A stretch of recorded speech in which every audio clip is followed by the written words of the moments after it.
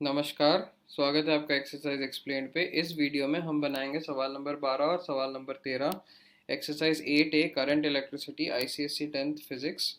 जो पिछले सवाल हैं उनको मैंने पिछले वीडियोस पे सॉल्व करा है, उनका लिंक आपको डिस्क्रिप्शन पे मिल जाएगा। अगर वीडियो पसंद आए तो दोस्तों के साथ शेयर ज़रूर कीजिएगा और चैनल को सब्सक्राइब करना मत भूलिएगा। तो शुरू करते हैं 12वें सवाल के साथ। What length of copper wire, मतलब हमें लेंथ निकालनी है।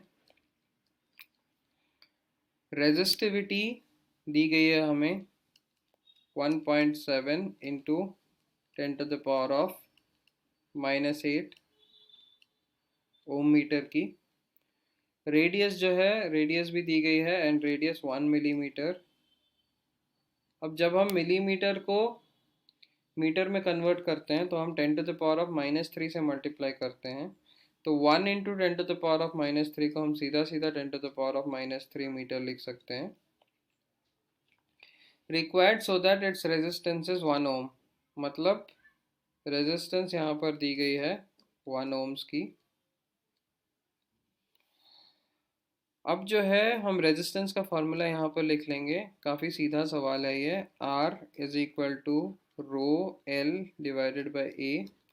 अब मैंने लेफ्ट हैंड साइड को राइट हैंड साइड और राइट हैंड साइड को लेफ्ट हैंड साइड लिखना है, तो rho L by A equal to R आ जाएगा। अब जो है हम सारे टर्म्स को राइट हैंड साइड पे लेके चले जाएंगे सिवाय एल के। तो यहाँ पर एल जो है ये बन जाएगा अपना R into A divided by rho. अब ज़्यादा कुछ करना नहीं है, अब बस सब्स्टिट्यूट करना है यहाँ पर। तो एल जो है ये हमारी बनेगी, आर कितनी दी गई है, आर दी गई है 1 की, इंटू एरिया। अब देखिए ये जो वायर है इसको हम circular area of cross section मान लेंगे, तो इसको पाई इंटू आर स्क्वायर हो जाएगा इसका एरिया। तो आर स्क्वायर का मतलब 10⁻⁻³ का होल स्क्वायर। याद रखिएगा मीटर में कन्वर्ट करना बहुत ही ज़्यादा ज़रूरी है। अगर आप मीटर में कन्वर्ट नहीं करेंगे तो सवाल नहीं बन पाएगा। तो रो जो है ये दी गई है 1.7 इंटू 10⁻⁻8 की। अब जो है यहाँ पर मैंने L इज इक्वल टू पाई की वैल्यू बिठा देनी है 3.14। 1 को मैंने नहीं लिखा है क्योंकि 1 into any number is same number. तो इंटू 10⁻⁻3 की जो स्क्वायर है ये हो जाती है 10⁻⁻6 डिवाइडेड बाय 1.7। तो यहाँ पर 1.7 इंटू 10⁻⁻8 को यहाँ पर लिख देंगे।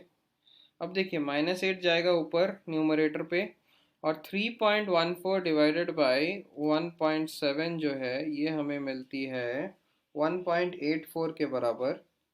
तो यहाँ पर 1.84 इंटू 10⁻⁻6 इंटू 10⁻⁻8 जब ऊपर आएगा बन जाएगा +8। तो हम यहाँ पर लेंथ लिख सकते हैं 1.84 इंटू 10⁻⁻6 +8 होता है 10⁻2 मीटर्स, या फिर आप इसको लिख सकते हैं 184 मीटर्स। तो लेंथ हमें मिल गई 184 मीटर्स की। अब चलते हैं अगले सवाल की ओर, जो कि इस एक्सरसाइज का आखिरी सवाल होने वाला है। The filament of a bulb takes current of 100 milli ampere.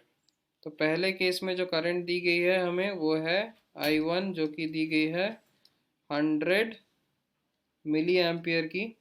अब जब हम मिली एम्पियर को एम्पियर में कन्वर्ट करेंगे, क्योंकि यहाँ पे SI यूनिट में कन्वर्ट करना बहुत ज़रूरी है, तो हमने 10⁻⁻3 से मल्टीप्लाई करना है। अब 100 को हम 10⁻2 लिख सकते हैं इंटू 10⁻3 एम्पियर।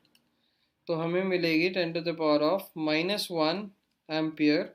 10⁻⁻1 एम्पियर को हम लिख सकते हैं 0.1 एम्पियर। तो यहाँ पर जो है I1 की वैल्यू हमें मिल गई 0.1 एम्पियर की। V1 हमें यहाँ पर दी जा चुकी है, V1 की वैल्यू है 0.2 वोल्ट्स की। When the potential difference across it becomes 1 volt, मतलब V2 हमें दी गई है 1 वोल्ट के बराबर, the current becomes 400 milli ampere.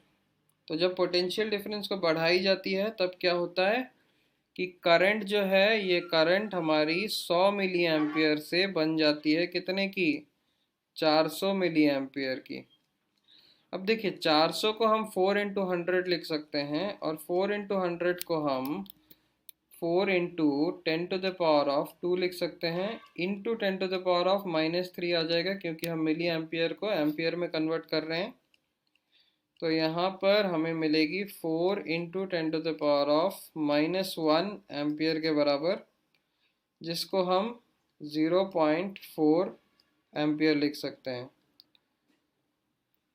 अब देखिए हमने यहाँ पर निकालना क्या है, calculate the resistance of filament in each case and account for the difference. अब यहाँ पर हमने रेजिस्टेंस निकालनी है, और रेजिस्टेंस निकालने के बाद हमें ये कहना है कि ये डिफरेंस क्यों हो रही है। तो यहाँ पर हम ओम्स लॉ का इस्तेमाल करेंगे।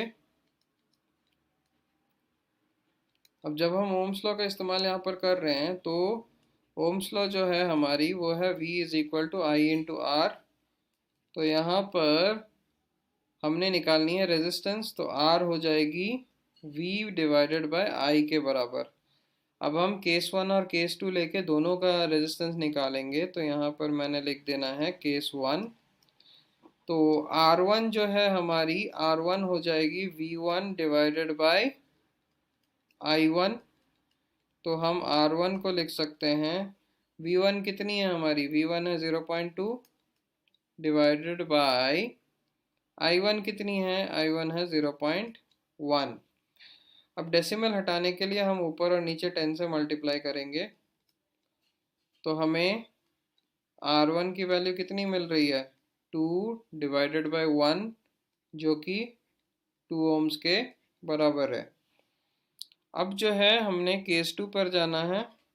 तो केस 2 जो है हमारी, केस 2 हो जाएगी R2 is equal to V2 divided by I2।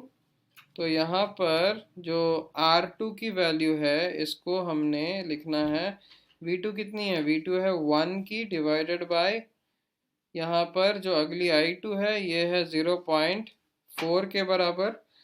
अब देखिए डेसिमल हटाने के लिए हम 10 से मल्टीप्लाई कर सकते हैं, लेकिन मैं यहाँ पर करूँगा 100 से मल्टीप्लाई। तो ऊपर और नीचे मैंने 100 से मल्टीप्लाई कर देना है। तो यहाँ पर R2 जो है हमारी, R2 हमारी हो जाएगी कितने की, 1 इंटू 100 हो गई 100 डिवाइडेड बाय 0.4 इंटू 100 होती है 40, लेकिन मैं इसे लिखूंगा 4 इंटू 10। 40 को हम 4 इंटू 10 लिख सकते हैं। अब देखिए 4 और 100 जो है ये सीधा सीधा कैंसिल हो जाएगा, 4 इंटू 25 टाइम्स। तो R2 हमें मिल जाएगी, R2 हमें मिल जाएगी 25 डिवाइडेड बाई 10 के बराबर, जो कि हमें मिलती है 2.5 ओम्स के बराबर। तो यहाँ पर R2 हमें मिल गई 2.5 ओम्स की, R1 हमें मिली थी 2 ओम्स की। अब देखिए R2 जो है ये R1 से ज़्यादा है। तो अब यहाँ पर सवाल में दिया गया है कि पोटेंशियल डिफरेंस जो है ये बढ़ रही है। अब पोटेंशियल डिफरेंस जो बढ़ती है तब क्या होता है कि टेम्परेचर भी बढ़ता है। तो यहाँ पर हमने लिख देना है रीज़न जो है, रीज़न हमारी हो जाएगी रेजिस्टेंस इंक्रीजेस विथ टेम्परेचर। तो उम्मीद करता हूँ आपको ये वीडियो पसंद आया होगा। इसी सवाल के साथ ये वाला एक्सरसाइज ख़त्म होता है। तो अगले वीडियो पे मैं अगला एक्सरसाइज बनाने वाला हूँ। तो मिलते हैं फिर अगले वीडियो पे, तब तक के लिए धन्यवाद।